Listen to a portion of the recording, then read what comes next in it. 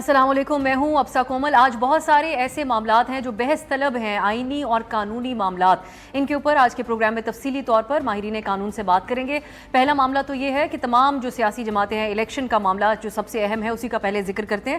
تو اس وقت ہم یہ دیکھ رہے ہیں کہ جو سیاسی جماعتیں ہیں وہ تقریباً تمام جماعتیں ہمیں آئین کے تحت 90 ڈیز کے اندر الیکشن کے اوپر متفق دکھائی دیتی ہیں، لیکن مسلم لیگ نون الگ سے کھڑی ہوئی دکھائی دیتی ہے، کیونکہ وہ ابھی بھی نئی حلقہ بندیاں کے مطابق نئی حلقہ بندیاں مکمل ہونے کے بعد الیکشن کی بات کر رہے ہیں۔ اس سے زیادہ یہ دلیل ان کی طرف سے اپنائی جاتی ہے کہ الیکشن تب ہی ہوگا جب الیکشن کمیشن چاہے گا۔ وہ سمجھتے ہیں کہ اس فیصلے کا مکمل اختیار اب الیکشن کمیشن کے ساتھ ہے۔ بڑی اہم سماعت آج سپریم کورٹ میں ہوئی اور آج عدالت کی طرف سے کہا گیا ہے کہ الیکشن آئین کے مطابق 90 روز کے اندر ہی ہونا چاہیے۔ الیکشن کمیشن کی طرف سے یہ درخواست دائر کی گئی تھی۔ 14 مئی کو پنجاب میں الیکشن کروانے کا جو فیصلہ تھا سپریم کورٹ کا، اس کے خلاف نظر ثانی اپیل تھی، اور اس سماعت کے دوران الیکشن کمیشن کے وکیل کی طرف سے کہا گیا کہ الیکشن ایکٹ کے سیکشن 57 اور 58 میں ترامیم کے بعد الیکشن کی تاریخ دینے کا اختیار الیکشن کمیشن کے پاس ہے۔ اس کے اوپر جسٹس منیب اختر نے بڑے اہم ریمارکس دیے۔ انہوں نے کہا کہ الیکشن کمیشن کے پاس انتخابات 90 روز سے آگے لے جانے کا اختیار نہیں ہے۔ ساتھ ہی استفسار کرتے ہوئے کہا کہ اگر الیکشن کمیشن 5 سال تک الیکشنز کو یقینی نہیں بناتا، اگر یہ کہتا ہے، مطلب یہ جواز دیا جاتا ہے الیکشن کمیشن کی طرف سے کہ شفاف انتخابات نہیں ہو سکتے، تو اس طرح تو وہ پھر 5 سال اور اس سے کئی وقت آگے الیکشنز کو ڈیلے کر سکتا ہے۔ سپریم کورٹ کی طرف سے یہ جو درخواست تھی، اب اس کو نظر ثانی کی جو اپیل تھی، اس کو مسترد کر دیا گیا اور فیصلہ برقرار رکھا گیا۔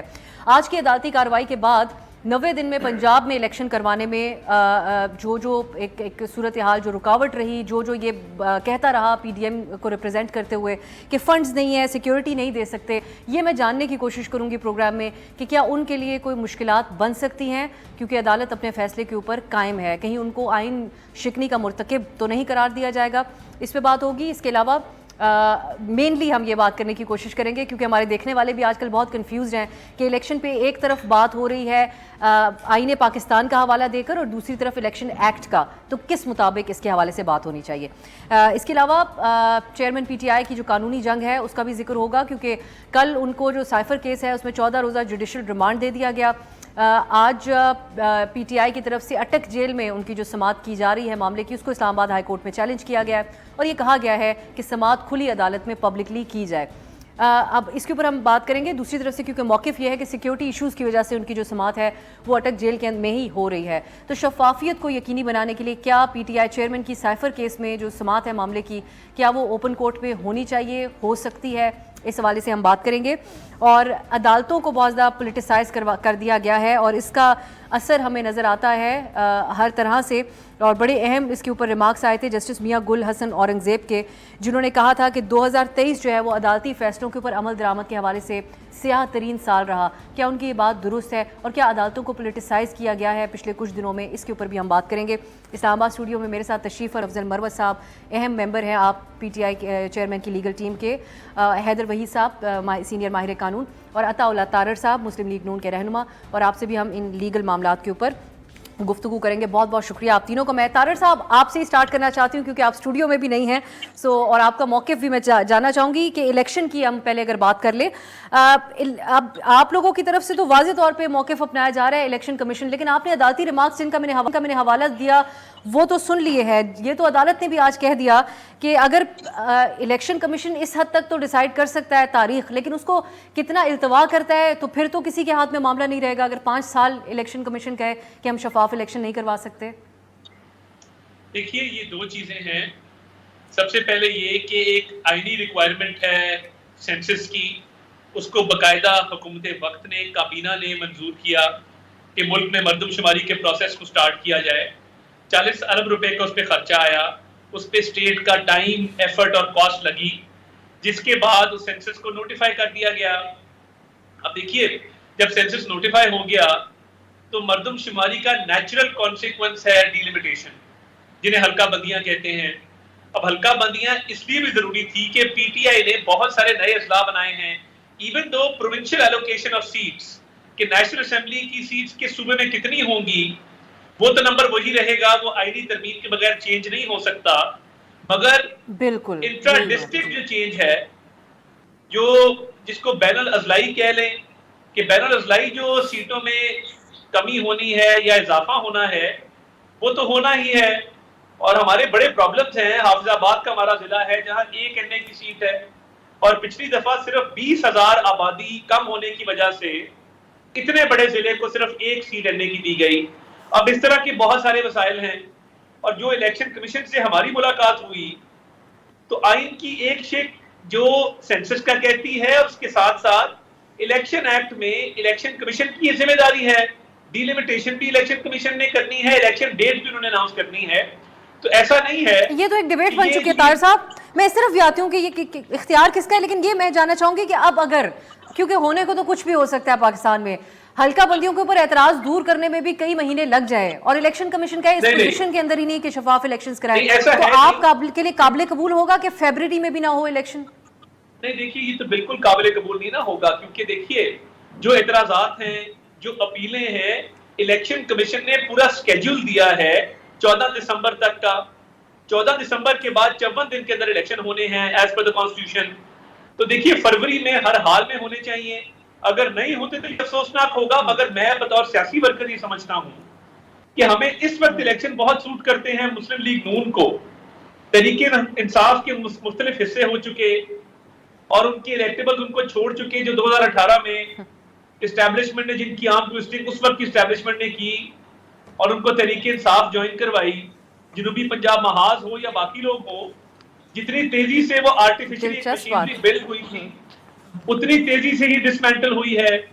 تو اس وقت آن گراؤنڈ تحریک انصاف کے پاس تنظیم نہیں ہے, پارٹی نہیں ہے, ہمیں سوٹ کرتا ہے. مگر بہتر ہوگا کہ ڈی لمیٹیشن کے بعد اس الیکشن میں جایا جائے. چلیں, اب آپ نے اس کو سب سے اہم موضوع بنا لیا ہے, حلقہ بندیوں کو ڈی لیمیٹیشنز آپ کہتے ہیں آپ لوگوں کے لیے بہت اہم ہے. اور جو آپ کہہ رہے ہیں کہ آپ کے لیے موضوع حالات ہیں, اس میں ایک چیز ایڈ کرتی چلوں کہ جو معاشی فیصلے آپ لوگ کر کے گئے تھے اس کا ملبہ سارا نگراں حکومت کے اوپر ہی گر رہا ہے, تو اس حوالے سے بھی توجہ نگراں گورنمنٹ کی طرف جا چکی ہے. مروت صاحب, آپ کیسے دیکھتے ہیں آج کی عدالتی سماعت کو؟ وزارت کا ایک اور بھی ایک سیپریٹلی ایک اور معاملہ بھی ہے. صدر مملکت نے پہلے تو الیکشن کمیشن کو لکھا خط, اب انہوں نے وزارت قانون کو بھی بعد میں لکھا. ان کو وہاں سے بھی یہی جواب ملا کہ الیکشن کمیشن کا اختیار ہے کہ وہ الیکشن کروائے. یہ بحث اب موجود ہے کہ الیکشن ایکٹ کے تحت فیصلہ ہو یا آئین پاکستان کے تحت 90 دن میں. آئین پاکستان جو ہے اس کو mother law of the land کہا جاتا ہے. کوئی بھی ذیلی قانون سازی یا سب لیجسلیٹو انسٹرومنٹ جو بھی ہو, وہ آئین کے کسی بھی پروویژن یا کسی آرٹیکل کو اوور رائڈ نہیں کر سکتا ہے. اس کے لیے کسی باس کی ضرورت ہی نہیں ہے. آئین جو ہے وہ سپریم لا ہے. انہوں نے سی سی آئی کے اجلاس کو یا اس کے فیصلے کو بھی تو آئینی حیثیت حاصل ہے. دیکھیں وہ ایک علیحدہ امر ہے. جہاں تک الیکشن کمیشن کی اپنا سوال آپ کا یہ ہے کہ کیا 77 یا 78 الیکشن ایکٹ 2017 میں جو اختیار دیا گیا ہے چیف الیکشن کمشنر کو, وہ اختیار جو صدر پاکستان کو دیا گیا ہے آئین میں 90 ڈیز میں الیکشن کرانے کا, کیا یہ نئی جو قانون سازی ہوئی ہے وہ اوور رائڈ کرے گا؟ قطعاً نہیں. صدر پاکستان نے اپنے فرائض انجام دیے, جو ہے الیکشن کمیشن کو لکھا, اس کے بعد لا منسٹری کو. یہ آج سپریم کورٹ میں جو سماعت ہوئی اس سے یہ بات واضح ہوئی, اور سپریم کورٹ نے 14 مئی کے اپنے اس فیصلے میں جو آرٹیکل 224 کی تشریح کرتے ہوئے دوبارہ ریٹریٹ کیا کہ ہر حالت میں 90 دن میں الیکشن کرانے ہیں, اس سے کوئی اسکیپ نہیں ہے. جو تارڑ صاحب نے بات کہی ہے کہ یہ جو حلقہ سینسس ہوئی ہے اور سینسس ہونے کے بعد جو ہے سینسس نوٹیفائی ہوئے, that was the last work. آخری 11th آور میں فارمر کیبنٹ نے یہ کیا. جب ایک دفعہ سینسس نوٹیفائی ہو جاتے ہیں تو پھر یہ ایک ابہام پیدا ہو جاتا ہے کہ حلقہ بندیاں جو ہیں, کیونکہ آئین کی ریکوائرمنٹ بادی نظر میں یہ ہیں کہ سینسس کے بعد آپ نے حلقہ بندیاں دوبارہ جو ہے اثر نو تشکیل دینی ہے.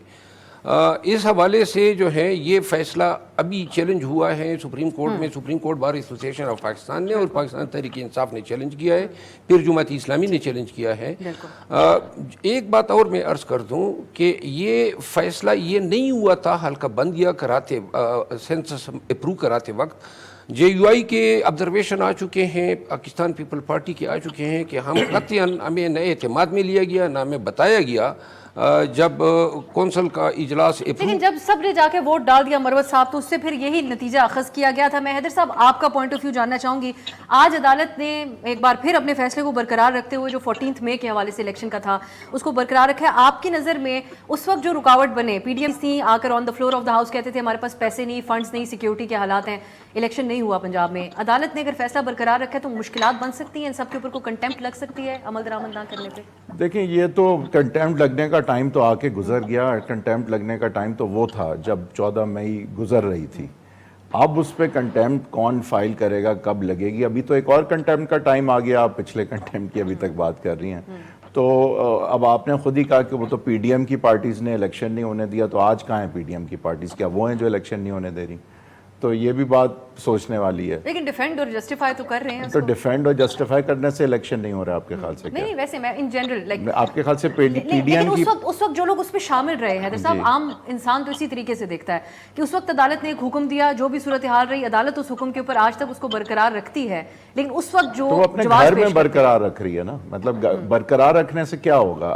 बरकरार तो उस वक्त भी था, उस वक्त तो करार था। मतलब तो जब करार के वक्त कोई करारा आजकल हालात थोड़े बदलते जा रहे हैं, कुछ दिन रह चुके हैं चीफ जस्टिस साहब के, लेकिन कुछ तो एक्सपेक्ट किया जा रहा है। लेकिन आप कह रही हैं कि हालात बदल गए हैं। आप ये मैं तो नहीं समझता हालात मतलब जो हमारे सामने हालात हैं मैं उसी की बात कर रही हूँ हैदर साहब। कौन से हालात? एक निगरान हुकूमत बैठी हुई है, ये elections are more likely you think कि क्या इस तरह हालात बदले? नहीं, मेरा नहीं ख्याल। मैं जो चीज की तरफ मैं सिर्फ केस टू केस बेसिस के ऊपर बात कर रही थी। देखिए बात ये कि उस वक्त भी जो मामलात थे वो उस तरह के आज भी हैं। सदर ने ही 90 दिन के अंदर तारीख देनी होती है, लेकिन ईसीपी और लॉ मिनिस्ट्री कुछ और सोच रही है। अब आइन में आर्टिकल 48(5) में जो कुछ लिखा हुआ है वो जो आइन एक डॉक्यूमेंट है, जो सोशल कॉन्ट्रैक्ट है, उसके ज़रिए से ही लेजिस्लेचर बनता है, उसके ज़रिए से ही प्रेसिडेंट बनता है, उसके ज़रिए से ही कानून साजी होती है, उसके ज़रिए से ही इलेक्शन एक्ट बनता है। तो उसकी पावर से यानी उसके मातहत उसके हुक्म से जो चीज़ होती है वो उसके ऊपर कैसे हो सकती? तो ये चीज़ें देखें, ये किताबी बातें और इनका मेरे ख्याल से अमलन जो आप जिस तरह बात कर रही हैं, ये basically this is just a ping pong जो है हमें खिलाई जा रही है, जिस तरह पुराने ज़माने में ग्लैडिएटर्स को लड़ाया जाता था बिज़ी रखने के लिए आवाम को। तो this is nothing more than that. और उस वक्त भी वही बात थी, आज भी वही बात है। उस वक्त भी इलेक्शन नहीं हुए, आज भी अब एक और चीज़ इसमें ऐड करती है, जस्टिस औरंगजेब का भी कल एक और सेपरेट केस के अंदर ये रिमार्क्स थे कि 2023 का जो साल था ये स्याह तरीन साल था अदालतों के फैसलों की इम्प्लीमेंटेशन के हवाले से। सुप्रीम कोर्ट बार ने भी इस बात पे उनका इत्तेफाक करते हुए एहतजाज वगैरह की भी बात की है। सो आप समझते हैं कि अदालत के अंदर ये चीज़ें संजीदगी से, अब जो चंद दिन मौजूदा चीफ जस्टिस के भी रह चुके हैं, इस पर कोई ना कोई बात वैसे हो सकती है अगर इस केस के अलावा भी देखा जाए? मेरा नहीं ख्याल। अता तारर साहब ये बात कह देना जस्टिस साहब की तरफ से कि ये स्याह तरीन साल था 2023, बहुत सी चीज़ों की जिम्मेदारी आप लोगों के ऊपर डाली जाती है फैसलों पे अमल दरामद के हवाले से, तो ये कैसा टैग आप लोगों के ऊपर नहीं लगा? ये आप लोगों के ऊपर डायरेक्टली नहीं जाता इल्ज़ाम? बट मैं एक बात इंटरजेक्ट कर रहा हूं तारर साहब से पहले, अगर आप इजाजत दें।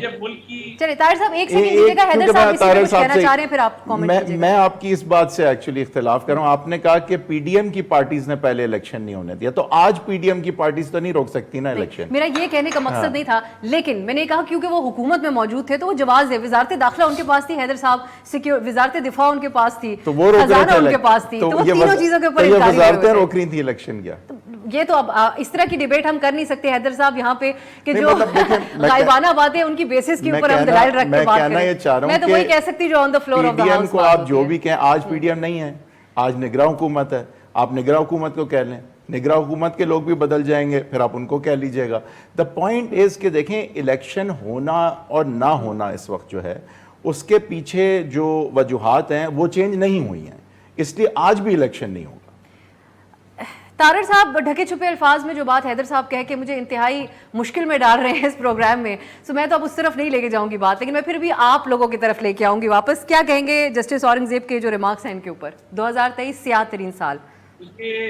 मुझे इतना दुख होता है कि शेख अजमत सईद जैसे लोग इस मुल्क में 3 साल बिलाल की दवाई, बेचारा अमेरिका से आया एक पढ़ा लिखा लड़का था, उसका कसूर ये था कि उसने आहा चीमा के साथ एक प्रोजेक्ट पे काम किया, उसके घर वाले रुल गए, नई उसकी शादी हुई थी, उसकी बीवी बेचारी 3 साल धक्के खाती रही क्योंकि अजमत सईद ने 3 साल वो फाइल हाथ में उसको लगाया ہمارے لوگوں پہ منشیات ڈل رہی تھی. کدھر تھے چیف جسٹس؟ کدھر تھے یہ گل حسن اورنگزیب صاحب؟ جب شہباز شریف کی والدہ کی میت آتی ہے، نواز شریف صاحب کی اور شہباز شریف صاحب کی والدہ کی میت پڑی ہے گھر میں، اور مجھے اکاؤنٹیبلٹی کورٹ کے جج نے کہا کہ طارق صاحب جرا تو میں نے کرنی ہے. میں نے اس کی شکل دیکھی، میں نے کہا جی ان کی والدہ کی ڈیتھ ہوئی بھی ہے، مہربانی فرمائیں آج حاضری ایگزیمپٹ کر دیں، جانے دیں پیرول پہ. انہوں نے مجھے کہا کہ نہیں جرا ہوگی. 4 گھنٹے جرا ہوئی اس ملک میں. ایک شخص کی والدہ کی میت گھر میں پڑی ہے اور اس کی اکاؤنٹیبلٹی کورٹ جرا کر رہا ہے کیونکہ اپنے ماسٹرز کو پلیز کرنا تھا. کدھر تھی یہ کورٹس؟ نوٹس لینے والا کوئی نہیں تھا. منشیات کا کیس افسر صاحبہ پورے ملک کو پتا تھا کہ رانا ثناء اللہ کا جھوٹا کیس ہے. کہاں تھے گل حسن اورنگزیب صاحب؟ کہاں تھے بندیال صاحب؟ کیوں نوٹس نہیں لیا گیا؟ پورے ملک کو پتا ہے. ہم چپ بیٹھے ہیں اپنے لپ سیل کر کے. تو آج جب 9 مئی کے واقعات کے بعد ایک درد اٹھتا ہے اور ان لوگوں کو جنہوں نے دفاعی تنصیبات کو نشانہ بنایا، ان لوگوں نے جنہوں نے شہداء کی یادگاروں کو مسمار کیا، ان لوگوں نے جنہوں نے سیبوٹاج کیا کہ ملک میں اگر خدا نہ خواستہ کوئی ایکسٹرنل تھریٹ ہوتا تو اس کو ہماری رسپونڈ کرنے کی کیپیسٹی کو ڈیمینش کیا، کم کیا. ان لوگوں کو ڈیفینڈ کرنے کے لیے آج یہ کہا جا رہا ہے عمل درآمد نہیں ہوا. کاش اس وقت طارق صاحب لیکن طارق صاحب چپ تو آپ لوگ بھی نہیں بیٹھے، بلکہ اب تو طرز عمل بالکل تبدیل ہو کے پی ٹی آئی کو ہی ریپلیکیٹ کرتا ہوا نظر آ رہا ہے. ہمیں تو لگتا ہے کسی مصلحت کے تحت ہی آپ لوگ اپنی کسی پلاننگ کے تحت خاموش ہوتے ہیں اور پھر بولنا شروع ہوتے ہیں. اب نواز شریف صاحب نام لے کے جج صاحبان کے اوپر تنقید کر رہے ہیں، اور وہ اسلام آباد ہائی کورٹ کے چیف جسٹس جن کو ایک دن پی ٹی آئی تنقید کا نشانہ بنا رہی تھی، اگلے دن انہوں نے پی ٹی آئی چیئرمین کے حق میں فیصلہ دے دیا. تو شہباز شریف صاحب نے سوشل میڈیا پہ جا کر لکھ دیا کہ یہ گڈ ٹو سی یو کا اثر پہنچ چکا ہے اسلام آباد ہائی کورٹ میں. اس کی وجہ ہے دیکھیں اختر صاحبہ، تاریخ میں کبھی نہیں ہوا کہ اسلام آباد ہائی کورٹ میں ایک ملزم کی سینٹنس سسپینشن کی درخواست اور اس کے ساتھ اس کی اپیل فکسڈ ہو اور چیف جسٹس آف پاکستان وہ بیٹھ کے پورے کیس کے میرٹس کو ڈسکس کر دیں ایک انفیکچوس ایپلیکیشن پہ. اس ایپلیکیشن میں یہ پریئر ہی نہیں تھی. پریئر پڑھی، میں نے خود پڑھی ہے. پریئر یہ ہے کہ ٹرائل کورٹ کو فیصلہ دینے سے روکا جائے اور سپریم کورٹ ایک انفیکچوس ایپلیکیشن کو سنتے ہوئے پورے کیس کے میرٹس ڈیسائیڈ کر رہی ہے. طارق صاحب ایک شارٹ بریک کے بعد مروت صاحب آپ کی طرف ہی آتے ہیں. ایک شارٹ بریک کی طرف جاتے ہیں، واپس آ کے اب اگر سٹنگ جج سے ان خیالات کا اظہار کیا جائے گا، اس بحث کو اگر ایک طرف رکھتے ہوئے بھی ہم یہ بات کریں جو سپریم کورٹ کی اپنی تقسیم کی وجہ سے جنریٹ ہوئی، جس کی تمام جو ایکسپرٹس جب بات کرتے ہیں تو میجورٹی یہی کہتے ہیں کہ وہ عدالت کے اپنا جو طرز عمل رہا بینچز بنانے کے حوالے سے، اسی نے اس قسم کی تنقید کو ویلکم کیا اور جس کا سلسلہ آج تک جاری ہے. کیسے اس صورتحال میں بہتری آ سکتی ہے، بات کریں گے ایک بریک کے بعد.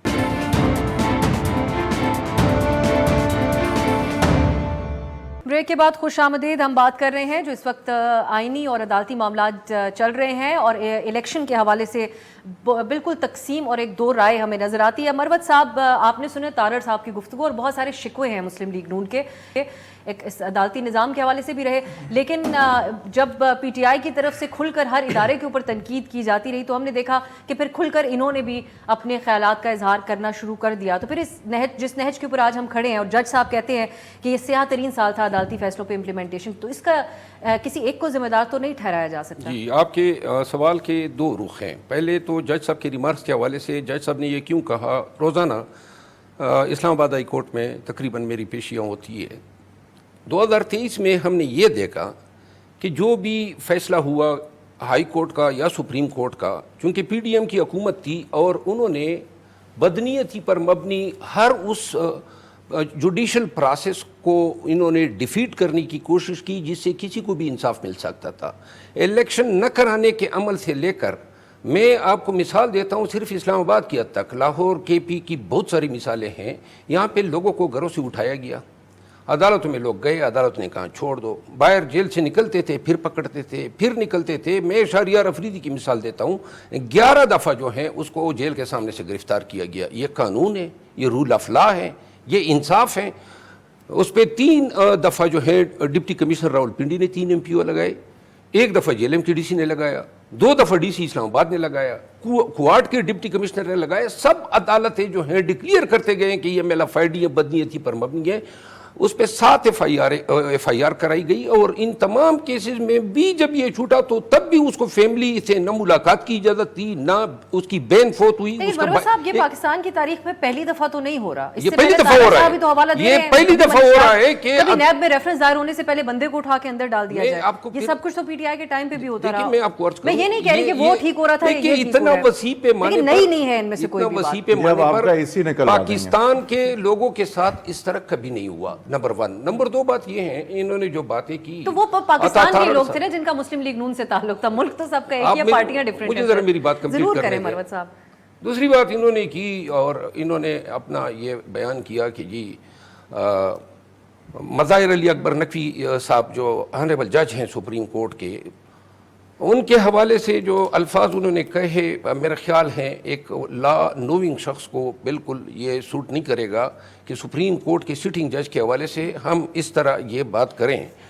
چیف جسٹس آف پاکستان جو ہیں گڈ ٹو سی یو سے شروع ہوئے ہیں, اور تنقید پہ چونکہ اس کی پوزیشن کمزور ہوتی جا رہی ہے, ریٹائرمنٹ کے ہم جتنے بھی کمزور نزدیک آتے گئے. سپیریئر جوڈیشری کا جو مذاق اڑایا گیا, نہ کہ صرف الفاظ میں, ذرا مجھے بات کمپلیٹ کرنے دیں, نہ کہ صرف الفاظ میں, نہ کہ صرف بیہودہ گفتگو ان کے لیے کی گئی, بلکہ سپیریئر جوڈیشری کے احکامات کو واضح طور پر بانگ دخل. ٹرائل کورٹ کے جن جج نے پی ٹی آئی چیئرمین کے خلاف توشہ خانہ کا فیصلہ دیا, ان کو ملک میں تو کیا ملک سے باہر بھی کسی نے کھڑا نہیں ہونے دیا. پی ٹی آئی سے منسلک لوگوں نے, کارکنوں نے, جی بالکل, یہ رویہ تو میں ہر طرف سے نظر آ رہا ہے, کیونکہ ان کا فیصلہ چیلنج بھی کیا جا سکتا تھا, اور اس پہ مثبت آپ کے پی ٹی آئی کے چیئرمین کے حق میں فیصلہ بھی. میں حیدر صاحب کو شامل کر لیتی ہوں, آپ اس پہ ضرور بات کیجیے گا. اس لیے میں بار بار مروت صاحب کہتی ہوں کہ سب کا رویہ ایک جیسا ہے. حیدر صاحب, ہم آپ سے ہر کچھ عرصے بعد پروگرام میں بات کرتے ہیں, ہر بار کہیں نہ کہیں کسی نہ کسی رہنما کا بیان عدالت کے حوالے سے ہوتا ہی ہے. سو دونوں طرف سے سکور سیٹل ہو چکا ہے, یا ابھی بھی یہ بات کہی جا سکتی ہے جو اس وقت عدالت کی تقسیم رہی, بینچز کا معاملہ رہا, یہ ذمہ داری واپس عدالت کے اوپر ہے؟ آپ حیرت آپ کو ہوتی ہے اس بات پہ جب سٹنگ ججز کے حوالے سے اس قسم کی بات آن دا ریکارڈ کی جائے؟ دیکھیں, انفارچونیٹلی ایک ہسٹری رہی ہے ہمارے ملک میں کہ جہاں پہ ادارے بھی جو ہیں ان کی طرف سے مداخلت رہی ہے. جب مداخلت ہوگی جس بھی ادارے کی طرف سے ہوگی, تو پھر آگے سے لوگوں کے منہ کھلیں گے. جب بند کر سکیں گے آپ تو بند کر دیں گے, لیکن بعد میں کھلیں گے, تو ایسا ہوگا. تو بہتر یہ ہے کہ ادارے بھی انٹروسپیکشن تھوڑی کریں, اور مداخلت کے حوالے سے بڑا ان کا اسٹرکٹ ایک جو ہے وہ سیلف ریگولیٹری بھی ایک میکنزم ہونا چاہیے. کہ دیکھیں, آپ دیکھیں کہ چاہے ہم نواز شریف صاحب کے آؤسٹر کو دیکھ لیں, تو اس وقت بھی کیا کوئی کہہ سکتا ہے کہ یہ سیم پیج جو ہے اس کی طرف سے مداخلت نہیں تھی؟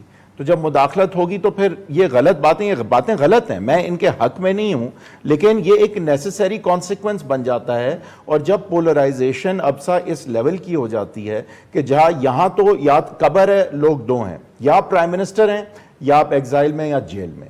اب جب آپشنز یہ دو رہ جاتے ہیں تو پھر کون آئین کی پاسداری کرے گا, کون پبلک انٹرسٹ میں پالیسیاں بنائے گا؟ یہاں تو سروائیول کی جنگ ہے, دشمنی ہے. This is not politics, we have to understand اس ملک میں پالیٹکس نہیں ہو رہی ہے, یہ دشمنی ہے صرف. اور جب دشمنی ہوگی تو نہ آئین کی فکر ایک پارٹی کرے گی اور نہ پبلک انٹرسٹ کی فکر دوسری پارٹی کرے گی.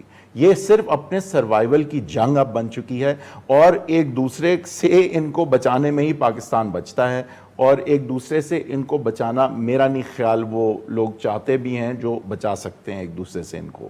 تو اس وقت جو پوزیشن جہاں ہم آ کے کھڑے ہیں اس وقت, تو سروائیول کی جنگ ہے یہ. رانا ثناء اللہ صاحب نے بالکل ٹھیک فرمایا تھا, یا تم ہو یا ہم ہیں.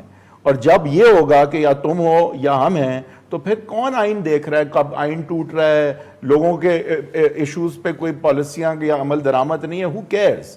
آپ تو آپ سوچ رہے ہیں کہ میں تو ایگزائل یا جیل میں ہوں اگر میں پرائم منسٹر نہیں ہوں, اگر یہ آ گیا تو پھر میرے ساتھ کیا ہوگا؟ These should not be the options. ایک ڈیموکریسی میں is this where we are? Bilawal صاحب نے بات بالکل صحیح کہی تھی, وہ تھوڑا ماروثیت کو دور رکھ لیتے تو اور بہتر تھا, لیکن انہوں نے یہ بات صحیح کہی تھی کہ آپ کس قسم کی سیاست چھوڑ کے جا رہے ہیں ہمارے پاس. اور بات یہ نواز شریف اور زرداری صاحب کو نہیں ہے, یہ سب کو ہے, عمران خان صاحب کو بھی ہے, اداروں کو بھی ہے, کہ look where we are right now. جس طرح کی سیاست اب آگے ہوگی اس میں جو 90s کی سیاست ہے نا, وہ آپ کو یاد آئے گی اور آپ کہیں گی کہ وہ کتنی اچھی سیاست تھی. پروگرام میں وقت ہوا ایک بریک کا.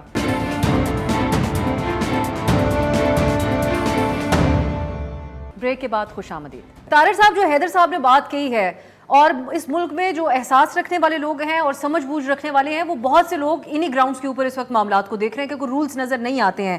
اب ہمارے کچھ جو کالیگز ہیں ان ایک کل ایکسپریس ٹریبیون میں بھی خبر شائع ہوئی اور دی نیوز سے منسلک عمر چیمہ صاحب بہت سینئر صحافی ہیں, دونوں نے ان خیالات کا اظہار کیا ہے کہ آج کل جو سینس لینے کی کوشش کریں اسلام آباد میں تو لگتا یہ ہے کہ اسٹیبلشمنٹ کے لیے فیورٹ اگلے الیکشنز کے لیے مسلم لیگ نون ہے. پیپلز پارٹی کے لیے کچھ مشکلات بنتی ہوئی ہمیں نظر آ رہی ہیں ان کے اوپر لیگل کیسز کے حوالے سے بھی.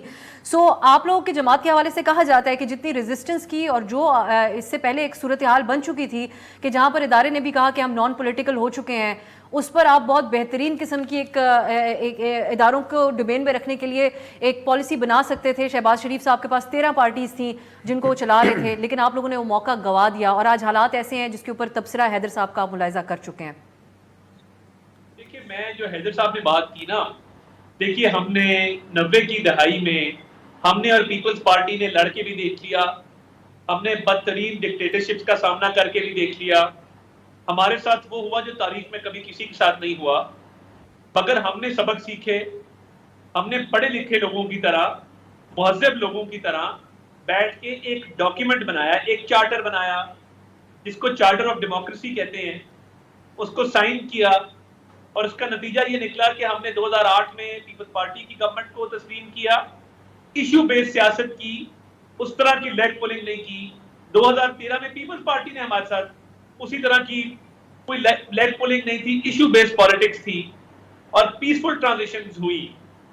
مگر کیا ہوا, اعلی کار کون بنا؟ 2018 میں پروجیکٹ عمران خان لانچ ہوتا ہے اور اس کو لانچ کرنے والے باقی دونوں پارٹیوں کو دیوار کے ساتھ لگاتے ہیں اور آؤٹ آف دا وے جا کے اس کو لانچ کرتے ہیں, باقی سب کو رستے سے ہٹا دیتے ہیں. اور وہ جب لانچ ہوتا ہے تو اس کے بعد 4 سال کی تباہی آپ کے سامنے ہے جو اس کا نتیجہ نکلا. طارر صاحب اب یہ کہا جا رہا ہے کہ اب آپ کی باری ہے, یہ ری لانچنگ مسلم لیگ نون کی ہو سکتی ہے آنے والے دنوں میں. بہت فرما برداری کی گئی آپ کی جماعت کی طرف سے, ایسی قانون سازی ہوئی ہے جس کے اوپر دوسری پارٹیوں نے سوال اٹھایا, آپ لوگوں نے جسٹیفائی کیا. نہیں دیکھیے میں اس طرف آ رہا ہوں, بات بڑی سمپل ہے. سیاستدان ہی یوز ہوتا ہے نا اور سیاستدان ہی اعلی کار بنتا ہے.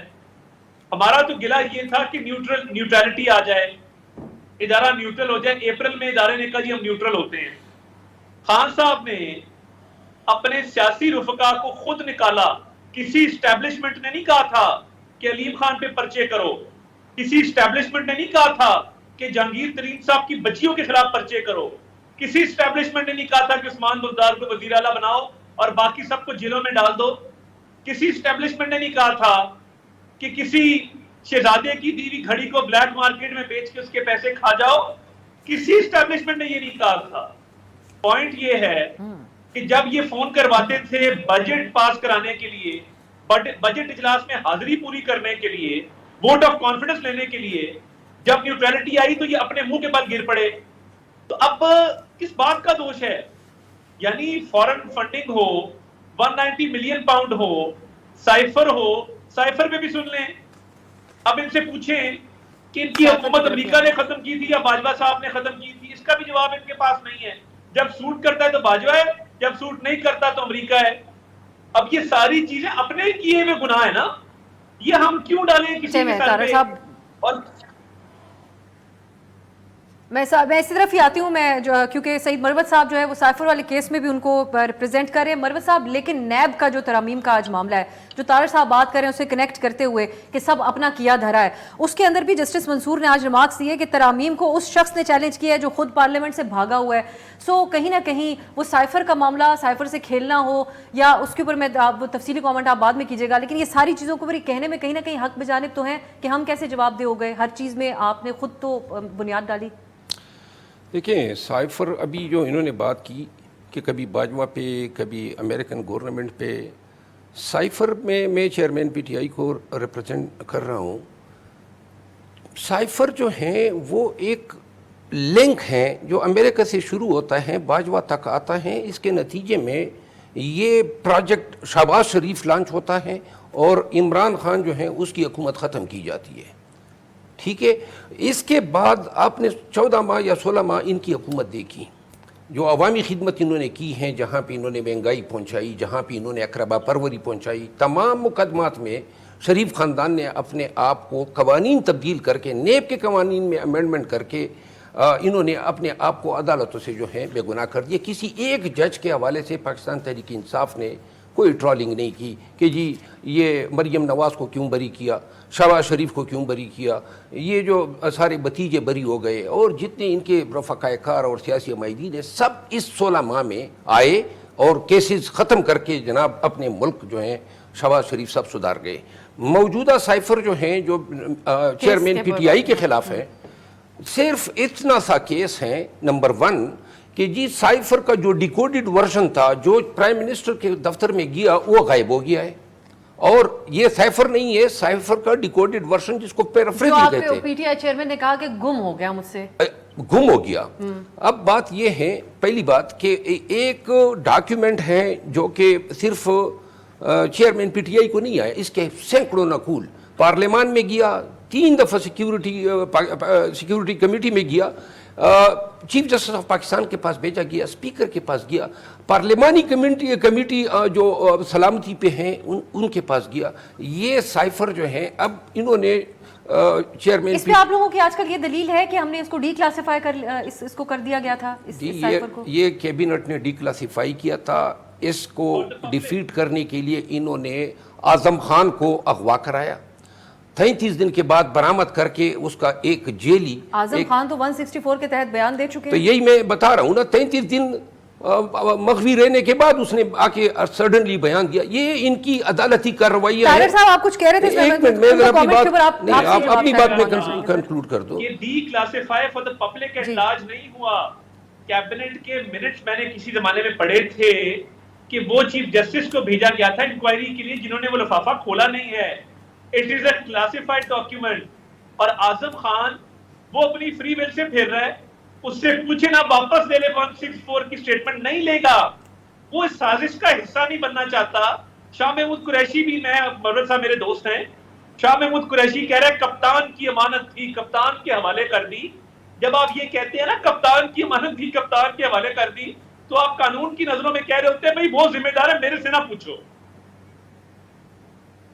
یعنی کہ وہ یہ کہنا چاہتا ہے کہ سائفر میں ڈونلڈ لو کہتا ہے کہ جی آپ اگر عدم اعتماد نہیں لاتے ہیں اور ان کو رخصت نہیں کرتے ہیں تو آپ کو نتائج بھگتنا ہوں گے. سر مسئلہ صرف کلاسیفائڈ ہونے کا ہے. یہ بیان آیا، یہ ڈی کلاسیفائی ہوا، اس ریفریز ہوا. یہ تو کوڈڈ ڈاکیومنٹ تھا، اوریجنل وزارت خارجہ. ذرا میں مجھے بات کمپلیٹ کرنے دیں. یہ جب آیا پرائم منسٹر کے پاس، کیبنٹ کے سامنے رکھا، اور وزیر اعظم پاکستان واحد اتھارٹی ہیں جو کسی بھی ڈاکیومنٹ کو ڈی کلاسیفائی کر سکتا ہے. اب یہ اپنی انٹرپریٹیشن دے رہے ہیں کہ جی یہ پبلک ایٹ لارج کے لیے کیا یا کیبنٹ کے لیے کیا؟ ایک منٹ جی، اس میں چھپانا کیا ہے؟ یعنی کیا چیز چھپانی ہے؟ حیدر صاحب یہ اتنی سمپل بات ہے، ورنہ پوری دنیا میں آفیشل سیکریٹ ایکٹ اور سفارتی جو کمیونیکیشن ہوتی ہے اس کو سیکریٹ رکھنے کا نہ کوئی معاملہ ہوتا. نہ ڈونلڈ ٹرمپ کے اوپر امریکہ کے اندر اتنی سارے پرابلمز بنے ہوتے. اپروچ اس ٹائم آپ کو پی ٹی آئی کی لیگل ٹیم کی درست نظر آ رہی ہے اس اہم ترین معاملے. دیکھیں آپ نے بالکل ایکچولی صحیح بات کی کہ it's all a matter of whether it has been declassified, could it have been declassified. اگر تو یہ ڈی کلاسیفائی ہو سکتا تھا اور اس کو کر دیا گیا ڈی کلاسیفائی، تو جو پھر اس کی انفارمیشن ہے اس کو استعمال کیا جا سکتا ہے. لیکن ابھی دیکھیں پرابلم کیا، اس طرح کی چیزیں سیکریٹ ایک وجہ سے رکھی جاتی ہیں، because they affect your international relations, that too with a super power. اب امریکہ کے ساتھ جو آپ کے ریلیشنز ہیں وہ obviously اس چیز سے افیکٹ ہوں گے. اگر کوئی یہاں پہ پاکستان کا ایک بڑا پاپولر لیڈر جو کہلاتا ہے وہ کھڑے ہو کے جب کہے گا کہ امریکہ نے پاکستان کی ایک democratic government as he puts it کو گرایا ہے سازش کر کے، تو it is bound to affect your international relations and hence اس طرح کی چیز کو obviously secret رکھنا چاہیے. لیکن یہ میں بات پہلے بھی کہہ چکا ہوں، چاہے یہ جوڈیشری ہو، چاہے یہ اسٹیبلشمنٹ ہو، فوج ہو، کوئی بھی ادارہ ہو، اور چاہے وہ امریکہ ہو، چاہے وہ کل ٹمبکٹو ہو، یو اے ای ہو، کوئی ملک ہو، اگر مداخلت ہوگی آج کل کے زمانے میں جو ہے یہ بات پھر لوگوں کے منہ کھلتے ہیں. اب مجھے نہیں پتا ہوئی ہے، مجھے نہیں پتا امریکہ نے کیا کیا ہے، بٹ ایز اے کانسیپٹ میں آپ کو صرف بتا رہا ہوں کہ اگر آپ کی حکومت بھی کوئی گرائے گا تو آپ بھی جا کے اس پہ سیاست کریں گی. کیا یہ قانون کی خلاف ورزی تھی؟ کیا یہ ڈی کلاسیفائی ہو گیا تھا؟ کیا اس میں پاکستان کا نقصان ہوا؟ یہ سوال ضرور ہیں. کیونکہ آپ کو جو بھی سیاست کرنی ہے آپ قانون توڑ کے نہیں کر سکتے اور آپ پاکستان کا نقصان کر کے نہیں کر سکتے. اور آج کل جو ماحول ہے اسپیشلی جو ٹیکنالوجی کا اور سوشل میڈیا کا, اور کوئی کہیں سے کچھ بھی کہہ دیتا ہے, کوئی چیز پتہ نہیں کہاں زمبابوے میں پڑی ہوئی ہے وہ سوشل میڈیا پہ ڈال دے. اس طرح کے زمانے میں چاہے صحیح یا غلط, میں اس وقت یہ نہیں کہہ رہا کہ کیا صحیح ہے کیا غلط ہے, آج کل اس طرح کی چیز کبھی جو ہے ویسے چھپتی نہیں ہے. پروگرام میں وقت ہوا ایک بریک کا.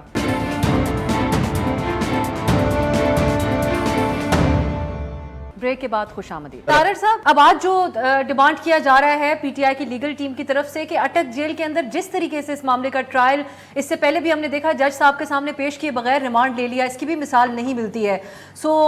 یہ تو پھر ایک خفیہ ملٹری ٹرائل کے طرز کے اوپر معاملہ جاتا ہوا نظر آ رہا ہے. شفافیت کے حوالے سے سوال اٹھیں گے.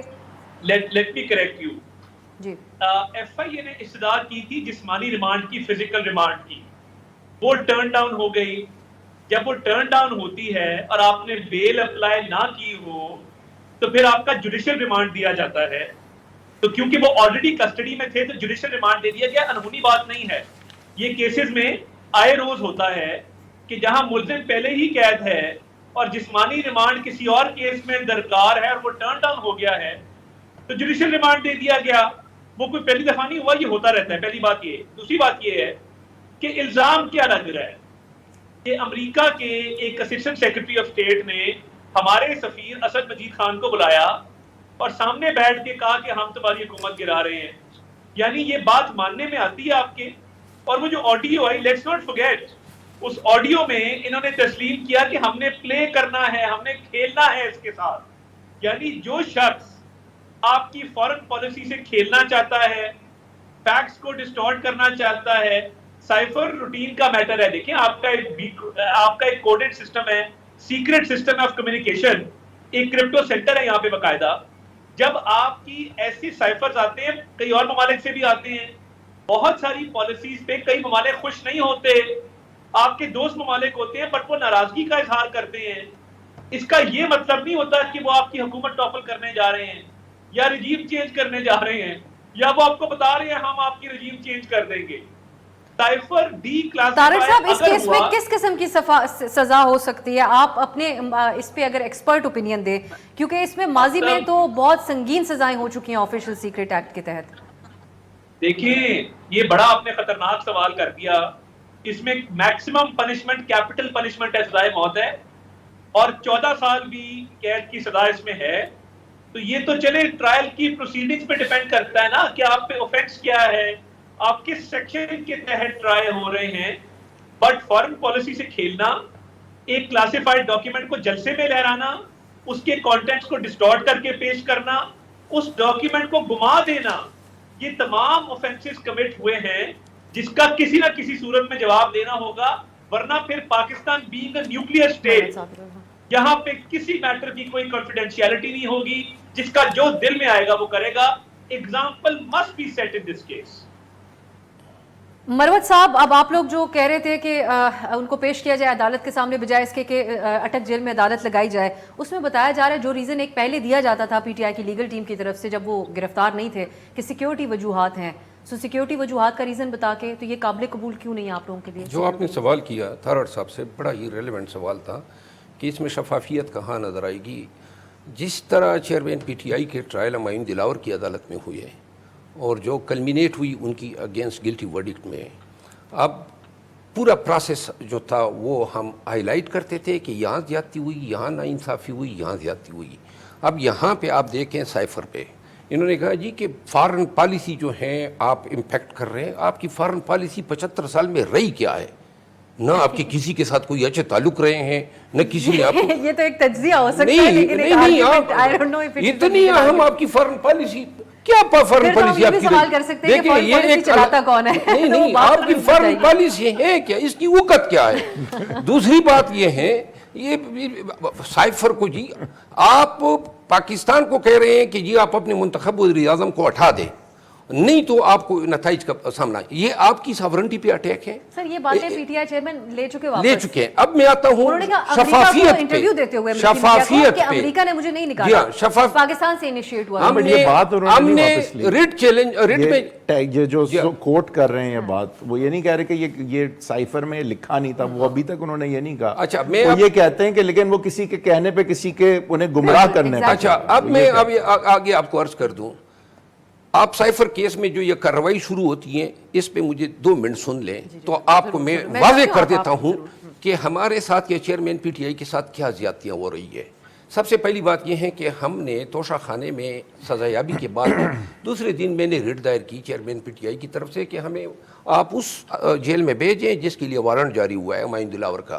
3 سال سمپل امپریزنمنٹ تھی توشہ اور اڈیالہ جیل کے لیے تھا. پنجاب حکومت نے اپنے تئیں از خود جیل حکام جو پنجاب کے ہیں انہوں نے ہمیں چیئرمین پی ٹی آئی کو جو ہے شفٹ کر دیا اٹک جیل میں. اٹک جیل میں جو حالت ہیں جو اس پہ بہت سارا کچھ کہا جا چکا ہے تو میں ریپیٹ نہیں کروں گا. اس کے بعد جب توشہ خانہ میں کیس میں سزا سسپینڈ ہوتی ہے تو اب انہوں نے اس جیل سے تو رہا ہونا ہے. اب اس کا تدارک انہوں نے کس طرح کیا کہ سائفر میں آلریڈی خفیہ طور پہ انہوں نے کہا جی کہ فزیکل ریمانڈ مانگا گیا جو نہیں دیا. کہاں پہ مانگا گیا فزیکل ریمانڈ, کون سا آرڈر ہے؟ انہوں نے تو جوڈیشل آرڈر کیا ہے اور جج صاحب کی عدالت سے یہ 15 دن ہم سے مخفی رکھا گیا. یہ ایک پبلک دستاویز تھی, وکلا کو کوئی نوٹس نہیں تھا. ملزم کو پیش کیا جانا ابیب الواب الخیری کیس میں مسٹ ہے, سپریم کورٹ نے سرکولیٹ کی ہے پاکستان کی تمام عدالت کو. نہ چیئرمین پی ٹی آئی پیش کیا گیا اور جج صاحب نے جو ہے ان کو کہا 30 تاریخ کو پیش کرے. یہ جوڈیشل آرڈر ہے. اب آگے کیا ہوتا ہے, اچانک 29 تاریخ کی رات 9 بجے حکم نامہ صادر ہوتا ہے. حکم نامہ کیا ہے؟ ایک این او سی کی شکل میں ہے. میرے فاضل دوست اچھی طرح بتا سکتے ہیں. لا منسٹری کی این او سی دیتی ہیں ہمیں اس کے اٹک جیل میں ٹرائل ہونے پہ کوئی اعتراض نہیں ہے سیکیورٹی وجہ. بھئی آپ کس قانون کے تحت این او سی دیں؟ آپ سیکیورٹی وجوہات کی بیسس کے اوپر نہیں کہہ سکتے. سیکیورٹی وجوہات تو لا منسٹری کا کنسرن نہیں ہے نا, وہ تو سیکیورٹی اداروں سے این او سی لینی چاہیے تھی. لا منسٹری کا کیا؟ اب نہیں, ایک منٹ ذرا میں بات ختم کروں بس. اس کے بعد اس 29 تاریخ کی اس این او سی کی بنیاد پہ یہ ٹرائل شفٹنگ کا آرڈر سیکشن 9 ضابطۂ فوجداری کے تحت یہ صرف یا پروونشل گورنمنٹ کر سکتی ہے یا فیڈرل گورنمنٹ کر سکتی ہے. کسی حکومت کا کوئی آرڈر نہیں ہے. دوسری بات, اگر آپ نے اسلام آباد سے پنجاب میں ٹرائل لے جانے ہیں تو یہ پاکستان میں کوئی نہیں کر سکتا ہے ماں سوائے 186A آرٹیکل کے تحت جو آئین میں سپریم کورٹ کا اختیار ہے. تیسری بات یہ ہے کہ آپ نے چیئرمین پی ٹی آئی کے ٹرائل جو ہیں اب 30 تاریخ کو جج صاحب صبح سویرے پہنچ جاتے ہیں. آپ کی جوڈیشل آرڈر کا کیا ہوا جب آپ نے کہا تھا کہ ان کو میرے سامنے پیش کرے؟ لہٰذا ختم ہوا. بہت امپورٹنٹ آپ نے باتیں کی. حیدر صاحب اگر ایک لائن میں آپ اس کو میرے میں ایک لائن میں صرف یہ کہوں گا کہ فیئر ہو ٹرائل تو یہ سوال دیکھیں ہونا یہ چاہیے تھا کہ جب نواز شریف صاحب کو غلط طرح سے نکالا گیا اس کا سیاسی ازالہ ہونا چاہیے تھا, اور ہونا یہ چاہیے تھا کہ لوگوں کو آج نواز شریف کو ووٹ دینا چاہیے تھا اس بات پہ کہ ان کے ٹینیور اگر ان کے حساب سے ٹھیک جا رہا تھا تو وہ غلط روکا گیا. لیکن انسٹیڈ اب ہم ہو کر کے آ رہے ہیں کہ ہم وہ ساری چیز کو پلڑے برابر کر رہے ہیں. میں کہتا ہوں ایک دفعہ یہ بھی ہو جائے, لیکن یہ سلسلہ کہیں رکنا پڑے گا. یہ دشمنیاں ختم ہونی اگر کرنے کو کرنا ہے تو کر لیں, لیکن سلسلہ تو کبھی رکتا رہا ہے وہ نظر نہیں آ رہا. اور حیدر صاحب نے بالکل درست طریقے سے اس کی نشاندہی کیا. بہت شکریہ حیدر وحید صاحب, شیر افضل مروت صاحب اور عطا اللہ تارڑ صاحب ہمارے ساتھ پروگرام میں شامل تھے. ناظرین, گفتگو آپ نے ملاحظہ کی. دیکھتے ہیں کہ یہ جو قانونی جنگ ہے بالخصوص پی ٹی آئی چیئرمین کی, وہ آگے کیا رخ اختیار کرتی ہے. اجازت دیجیے, خدا حافظ.